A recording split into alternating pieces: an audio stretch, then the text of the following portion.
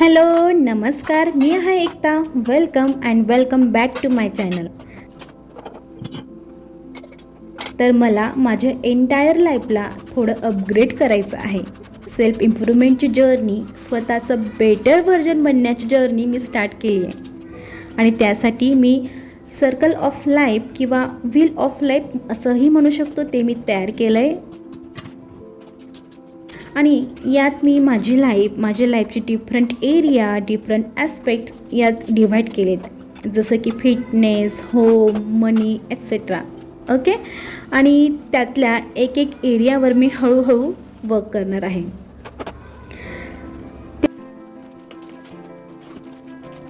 त्या area related काही goals असतील तर ते कंप्लीट करण्याचं मी ट्राय करणार आहे, किंवा ते रिलेटेड काही हॅबिट असतील तर त्या हॅबिट्स लावण्याचा मी ट्राय करणार आहे.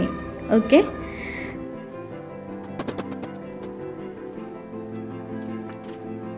तर सगळ्यात आधी मी वर्क करणार आहे होम या लाईफ एरियावर. तर आपल्या प्रत्येकालाच घरातली कामं ही थोडीफार कमी जास्त प्रमाणात ही प्रत्येकालाच करावी लागतात. आणि तेच सोपी व्हावी, तीच कामं सोपी करण्यासाठी आपण काही रुटीनही फॉलो करू शकतो. आपल्या सगळ्यांनाच माहिती आहे, dirty room equals to dirty mind. जर आजूबाजूला पसारा असेल, क्लटर असेल, तर आपल्यालाही फ्रेश फील होत नाही. क्लटर आणि मेस हे लिंक असतं निगेटिव्ह इमोशन्सला, जसं की कन्फ्युजन, टेन्शन. पण एक clean organized home positive emotion produce करतं, जसे की calmness, peace, a sense of well being and being in control.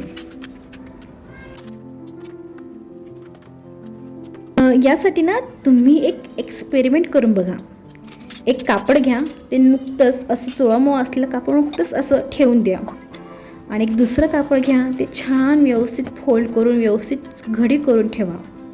आणि ते दोघं कापड बघा, आणि ते बघितल्यावर तुम्हाला जाणवेल प्रत्येक गोष्टीची व्हाईब असते, एनर्जी असते. एक चोळामोळा कापडाची एनर्जी आणि एक व्यवस्थित घडी केलेल्या कापडाची एनर्जी कशी येते ते तुम्हाला लगेचच जाणवेल. आणि बऱ्याचदा आजूबाजूचं जे इन्व्हायरमेंट असतं, ज्या गोष्टी असतात, त्यांची एनर्जी आपल्या माइंड, आपल्या ब्रेनमध्ये कंटिन्युअसली जात असते, जो आपला मूड डिफाईन करत असतो, ज्याच्याने आपण ट्रेसमध्ये पण येऊ शकतो आणि ट्रेसमधून बाहेरही जाऊ शकतो.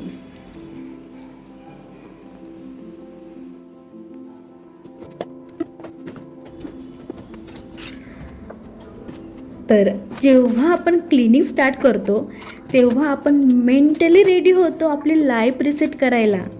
अँड ॲज अ रिझल्ट आपल्याकडं दुसऱ्या गोष्टींना टाईम द्यायला वेळ राहील.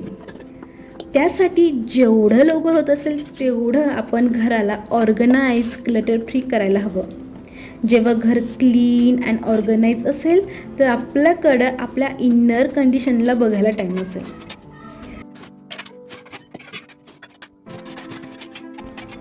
तर होम या लाईफ एरियात अपग्रेड होण्यासाठी सगळ्यात आधी मी केलं आहे home declutter, clean and organise. Declutter करायला बऱ्याच जणांना आपल्याला जड जातं. बऱ्याच गोष्टी सांभाळून ठेवण्याची आपल्याला सवय असते आणि वस्तूंसोबत काही इमोशन्स आपले जोडले जातात. पण तरी ज्या यूजमध्ये नाही आहेत अशा गोष्टींना एकदा आपण डिक्लटर करून बघूयात. आणि ते डिक्लटर केल्यानंतर एका ट्रॅपमधून बाहेर पडलेलं आपल्याला फील होतं.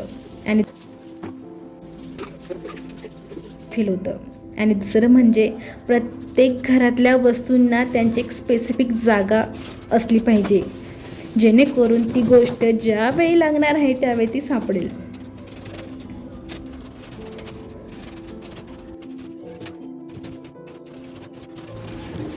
तर माझ्या लाईफमधल्या होम या एरियावर मी सध्या वर्क करते.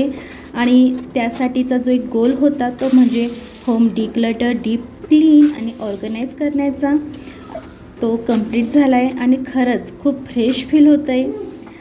आणि तरीही घरात काही अशा गोष्टी आहेत ज्या पाहिजे तेवढ्या नीट ऑर्गनाईज नाही आहेत, बिकॉज त्यांना खूप टाईम लागणार होता.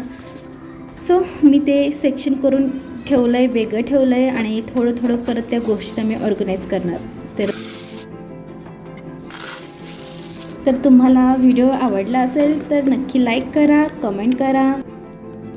तर भेटू पुढच्या व्हिडिओमध्ये. तोपर्यंत बाय बाय, राम राम.